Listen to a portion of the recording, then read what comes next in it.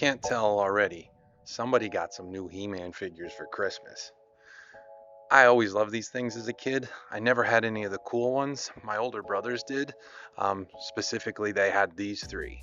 Now, I ended up with some of the He-Man figures from the later years, like Cyclops or Cyclone, and the one with two heads and one body, the one that came apart. Basically, the ones where Mattel had just lost their mind and started making random things or covering old figures in moss or something.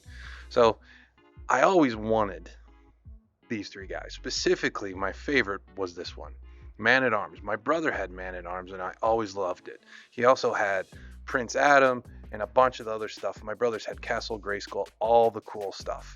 By the time I came around, He-Man was near the end, and I moved on to Thundercats and other cool things. So when I saw these at Walmart, I was instantly excited for it. But unfortunately, I was unable to find them. But luckily for Christmas, my wife and kids were able to find them for me. So I ended up with this. But as a kid, I remembered these so much cooler. The shape has always been iconic. These overbound, muscly. It looks a lot like baseball players from, the Mark McGwire, Sammy Sosa era. But I remember them being so much cooler. So I needed to give them a new paint job. So again, kind of like the Iron Giant video, how do you take a fairly inexpensive toy and turn it into a collectible? Here you can see I'm just adding some darker green paint. This took longer to find a green paint that would work than others. I'm adding highlights, well, actually low lights, to give the character more depth. Nice.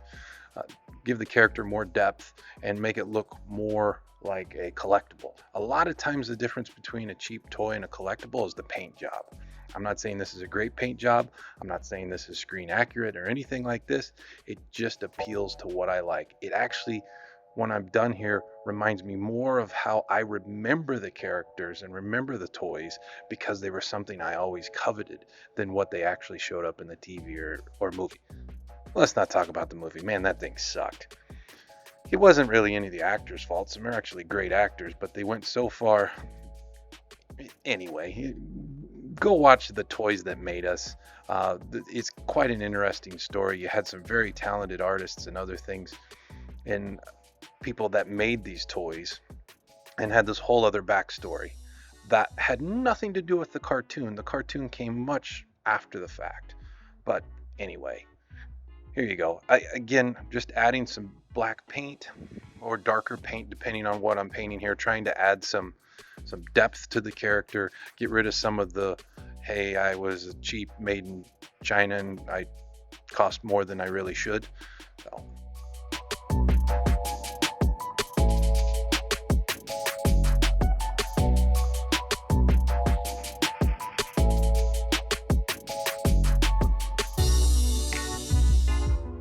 So thus far, like I said, I'm just adding darker colors, giving all the pieces more depth. It wasn't until this exact time that I figured out where I was going with this. If you can see the arm piece, after hitting it with some gold gilding paint, I really found the color that all the armor needed to be. And I was super excited to do Man at Arms first because of the armor. So you'll see throughout here that the colors don't quite match as far as the chest plate and the arms. And once I got those arm pieces done, I knew that I had to go back. So some of it I didn't film, but I went back and painted everything more of a gold, kind of a bronzy color. But the interesting part is once you do this, you're adding so many more layers, giving it the story or whatever. It looks a lot different. It looks a lot more real. So there were some other things that even in the original ones, they kind of cheaped out on and didn't paint, like his arm bracelet things or whatever. Just adding a little bit of color to those makes it look a lot different.